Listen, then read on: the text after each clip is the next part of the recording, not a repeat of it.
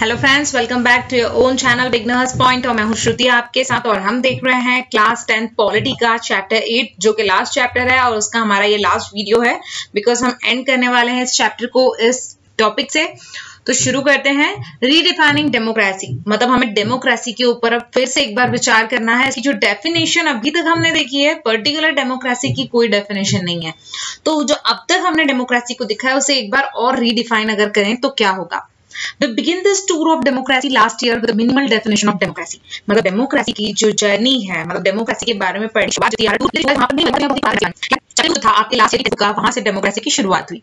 Democracy is a form of government, एक ऐसा form of government है in which the rulers are elected by the peoples. ऐसा form of government जिसमें people select करती है अपने रूलर को, मतलब जो उनके ऊपर रूल करेगा या जो उनकी देखभाल करेगा, उनकी डिमांड्स, उनकी नीड्स को कंप्लीट करेगा। ऐसी गवर्नमेंट को चुनने का हक डेमोक्रेसी में खुद पीपल्स का होता है। We then look at many cases and expanded the definition slightly to add some qualifications। और उसके बाद हम धीरे धीरे आगे बढ़े और हर एक जगह हमने नए नए केसेस देखे जिससे हमारी ये जो डेफिनेशन थी डेमोक्रेसी की, ये धीरे धीरे कुछ न कुछ उसमें ऐड होते गया। और यहाँ पर कुछ क्वालिफिकेशंस यहाँ दिए हुए हैं, जैसे कि the rulers elected by the people must take all the major decisions. एक चीज ये समझ में आई कि जो लोगों ने जिन्हें चुना है गवर्नमेंट को चुनने के लिए, या जो रूलर है हमारा उसको चुनने के लिए, जो गवर्नमेंट ने जिसे इलेक्ट किया है उसे पूरा हक होता है कि वो बड़े बड़े डिसीजंस ले सके। Elections must offer choice and fair opportunity to the people to change the current ruler। अब इलेक्शंस जो है, ऐसा तो है नहीं कि एक बार आपने चुन लिया तो उसके बाद वही आदमी जो है वो रूल करेगा, नहीं। डेमोक्रेसी में ऐसा नहीं होता। एक पर्टिकुलर पीरियड के बाद में, एक पर्टिकुलर इंटरवल के बाद में ये इलेक्शंस होते रहते हैं और आप अपने रूलर को चेंज कर सकते हैं अगर आपको ऐसा लगता है कि लास्ट जो समय था जिसमें आपने रूलर को चुना था और जितने टाइम उसने काम किया, अगर वो सेटिस्फैक्शन वाला काम नहीं है तो आप उसे अगले इलेक्शंस में जिताएंगे नहीं, ताकि दूसरा कोई रूलर बन सके। तो यहाँ पर इलेक्शन जो है वो आपको एक चॉइस ऑफर करते हैं, फेयर अपॉर्चुनिटी ऑफर करते हैं ताकि आप करंट रूलर को चेंज कर सकें। This choice and opportunity should be available to all the people on an equal basis। और ये जो इस टाइप की चॉइस और अपॉर्चुनिटी जो डेमोक्रेसी हमें देती है, इलेक्शन से हमें मिलती है, ये हर इंसान को इक्वली अवेलेबल है। ऐसा नहीं है कि सिर्फ अमीर लोगों को ही ये चांस दिया है कि वो अपने रूलर को चेंज कर लें, या सिर्फ गरीब लोगों को ही दिया है। सभी को इक्वल राइट है, क्योंकि सभी को इलेक्शंस में अपना कंट्रीब्यूशन देने के लिए एक एक वोट मिला होता है। किसी को ज्यादा नहीं, किसी को कम नहीं। 18 एज से ऊपर वाला हर कोई व्यक्ति जो है वो एक वोट अपना दे सकता है इलेक्शंस में अपने रिप्रेजेंटेटिव को चुनने के लिए। The exercise of this choice must lead to government limited by basic rules of constitution and citizens right। और ये जो चॉइस की एक्सरसाइज है, इसके कारण गवर्नमेंट जो है उसके पास लिमिटेड बेसिक रूल्स होते हैं कॉन्स्टिट्यूशन के, और सिटीजन्स के राइट्स भी वहां पर होते हैं। You may have felt disappointed that the definition did not refer to any high ideals that we associated with democracy। आप थोड़ा सा डिसअपॉइंट जरूर फील कर रहे होंगे ये सोचकर कि जो डेफिनेशन है वो किसी एक चीज को या हाई आइडियल्स को रेफर नहीं कर रही है जिससे हम मतलब एसोसिएट करते हैं डेमोक्रेसी को। बट इन ऑपरेशनल टर्म्स, लेकिन अगर ऑपरेशनल टर्म्स की बात करें तो we deliberately started with a minimalist but clear definition of democracy. मतलब अगर ऑपरेशनल की बात करें या जिस तरह से वर्क करती है डेमोक्रेसी में गवर्नमेंट, वो हम अगर देखें तो हम मिनिमलिस्ट कर सकते हैं या हमें क्लियर डेफिनेशन जो है डेमोक्रेसी की वो मिल सकती है। It allowed us to make a clear distinction between democratic and non-democratic methods और regimes।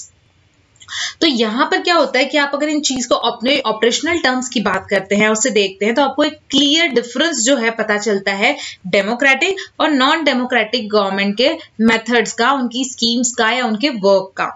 You may have noticed that in the course of our discussion of various aspects of democratic government and politics, we have gone beyond that definition।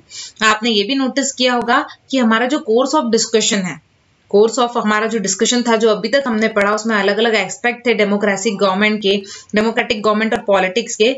इसमें हमने बहुत सारी जो definition है उसके beyond हमने इसकी स्टडी की है। We discussed democratic rights at length and noted that these rights are not limited to the right to vote, stand in election and form political organization।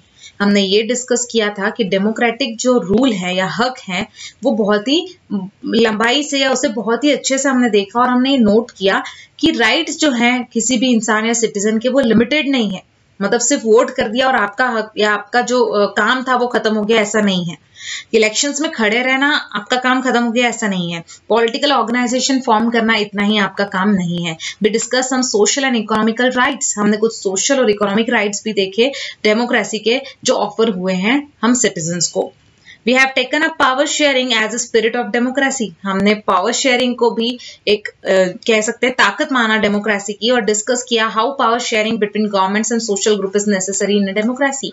और हमने ये भी डिस्कस किया कि क्यों पावर शेयरिंग बहुत जरूरी है या नेसेसरी है सोशल ग्रुप्स के बीच में या फिर गवर्नमेंट के बीच में, उनके बीच में पावर शेयरिंग होना बहुत जरूरी है।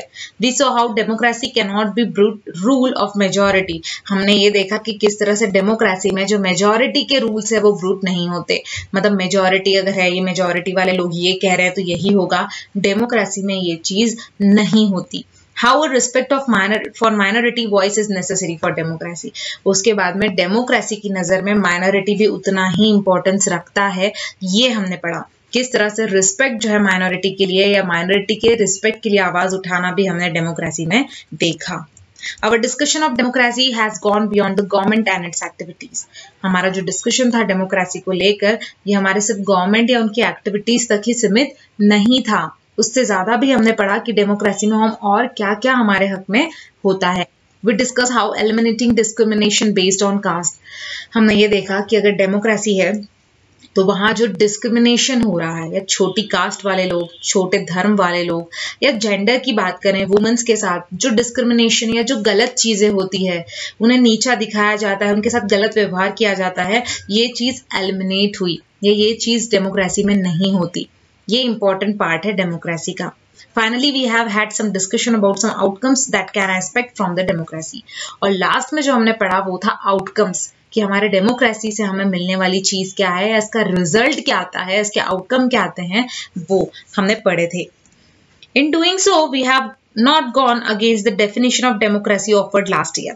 और ये सारी चीजें करने में हमने ये नहीं देखा कि जो डेमोक्रेसी की डेफिनेशन हमने लास्ट ईयर पढ़ी थी वो कहीं भी यहाँ पर सेटिस्फाई कर रही थी ना, थोड़ी बहुत कर रही होगी, लेकिन डेफिनेशन पर्टिकुलर डेमोक्रेसी की हमने नहीं देखी।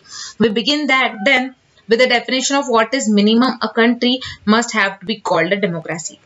हमने शुरू किया था उस डेफिनेशन से जहां पर क्या सबसे मिनिमम होता है कंट्री में, उसे हमने डेमोक्रेसी कहा था। In the course of our discussion, we moved to the set of desirable conditions that a democracy should have. और उसके बाद जैसे जैसे हम आगे बढ़ते गए, हमने हर चैप्टर में डेमोक्रेसी के बारे में पढ़ा, उसके चैलेंजेस के बारे में पढ़ा, उसके आउटकम्स के बारे में पढ़ा, डेमोक्रेसी क्या है इसके बारे में पढ़ा। तो ये सब जब हमने पढ़ा या डिस्कस किया, तब हमें बहुत सारे डिजायरेबल कंडीशंस मिले जो डेमोक्रेसी को बताते थे। We have moved from definition of democracy to the description of a good democracy. हम एक सिंपल डेमोक्रेसी की डेफिनेशन से पढ़ते पढ़ते डिस्क्रिप्शन ऑफ गुड डेमोक्रेसी तक आ गए। How do we define a good democracy? और अब हम अगर देखें तो किस तरह से हम गुड डेमोक्रेसी को डिफाइन कर सकते हैं। What are its features? उसके फीचर्स क्या होंगी? अच्छी डेमोक्रेसी किसे कही जाती है? Which are the features a democracy must have to be called a good democracy? अच्छी डेमोक्रेसी होने के लिए कौन से फीचर्स उसके अंदर होना जरूरी है उस डेमोक्रेसी में? And what must not take place in a democracy if it is good democracy? कौन सी चीजें गुड डेमोक्रेसी में नहीं होनी चाहिए वो भी आपको बताना है। You decide that. ये चीज आपको डिसाइड करनी है। रीडिंग बिटवीन द लाइन्स, अब आप देख सकते हैं यहाँ पर हमें कार्टून के थ्रू बताया गया है और एक यहाँ पर टास्क दिया गया है, आपको कुछ स्पेस दी गई है लिखने के लिए। आपको अपनी ओन डेफिनेशन लिखनी है गुड डेमोक्रेसी की। आप अपना नाम यहाँ लिख सकते हैं जिनकी डेमोक्रेसी की डेफिनेशन है और उसके फीचर्स क्या है। आपको जितने ज्यादा पॉइंट्स आप ऐड कर सकते हैं उतने आप ऐड कीजिए कि अच्छी डेमोक्रेसी क्या होती है, उसके फीचर्स क्या होते हैं। और यहाँ पर इसी के बारे में दिया हुआ है कि आपको कैसी लगी एक्सरसाइज जो आपको ऊपर करने के लिए दी है, क्या आप एंजॉय किया आपने इसे फील करते वक्त। उसके बाद क्या ये डिमांडिंग थी या फ्रस्ट्रेटिंग लगी आपको, या थोड़ी सी डरावनी या स्कैरी थी? क्या आप थोड़ा रिसेंटफुल फील कर रहे थे कि टेक्स्ट बुक जो है वो आपको हेल्प नहीं कर रही है इस क्रूशियल टास्क में? क्या आप बहुत ही वरी थे या चिंता हो रही थी आपको आपकी डेफिनेशन की कि वो करेक्ट होगी या नहीं? ऐसे कुछ सवाल ये ऊपर दी गई एक्सरसाइज के ऊपर आपको दिए गए हैं। तो दोस्तों ये जो है एक्सरसाइज आपको अपने आप से कंप्लीट करनी है, जो कि हमने डेमोक्रेसी की पूरी डेफिनेशन और पूरा सब कुछ डिस्क्रिप्शन हमने इस पॉलिटी में पढ़ा, क्लास 10th की पॉलिटी में, क्लास 9th की पॉलिटी में। तो आप इजीली ये जो एक्सरसाइज है उसे सॉल्व कर सकते हैं, इस टेबल को इजीली फील कर सकते हैं। तो दोस्तों यहाँ पर फाइनली हमारा जो क्लास 10th का पॉलिटी है वो कंप्लीट होता है। अगले और सब्जेक्ट्स, बहुत सारे सब्जेक्ट्स हैं डिफरेंट सब्जेक्ट्स के लिए। अगर आप चाहें तो मेरे वीडियोस देख सकते हैं। मेरे इस चैनल पे आपको सारे वीडियोस अदर सब्जेक्ट्स के भी मिल जाएंगे। अगर आपको मेरा वीडियो पसंद आया है तो प्लीज़ मेरे चैनल के लिंक को अपने फ्रेंड्स के साथ ज़रूर शेयर करें और मेरे वीडियो को लाइक और सब्सक्राइब करना, चैनल को सब्सक्राइब करना ना भूलें। और इस तरह से दोस्तों यहाँ पर हम अपना इस वीडियो को कंप्लीट करते हैं। Thank you so much. Thanks.